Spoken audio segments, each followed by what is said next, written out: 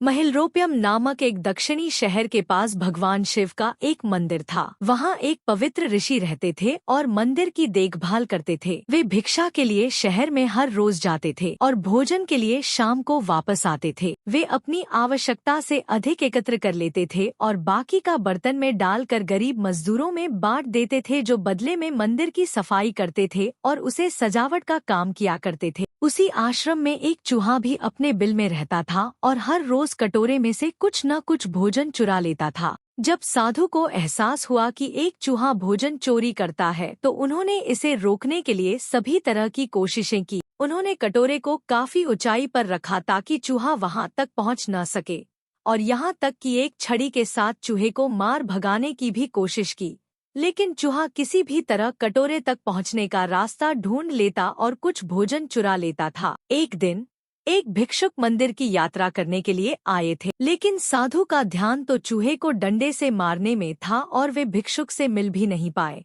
इसे अपना अपमान समझ भिक्षुक क्रोधित होकर बोले, आपके आश्रम में फिर कभी नहीं आऊंगा, क्योंकि लगता है मुझसे बात करने के अलावा आपको अन्य काम ज्यादा महत्वपूर्ण लग रहा है। साधु विनम्रतापूर्वक चूहे से जुड़ी अपनी परेशानियों के बारे में भिक्षुक को बताते हैं कि कैसे चूहा उनके पास से भोजन किसी न किसी तरह से चुरा ही लेता है। यह चूहा किसी भी बिल्ली या बंदर को हरा सकता है। अगर बात मेरे कटोरे तक पहुंचने की हो तो मैंने हर कोशिशें की हैं, लेकिन वो हर बार किसी न किसी तरीके से भोजन चुरा ही लेता है। भिक्षुक ने साधु की परेशानियों को समझा और सलाह दी।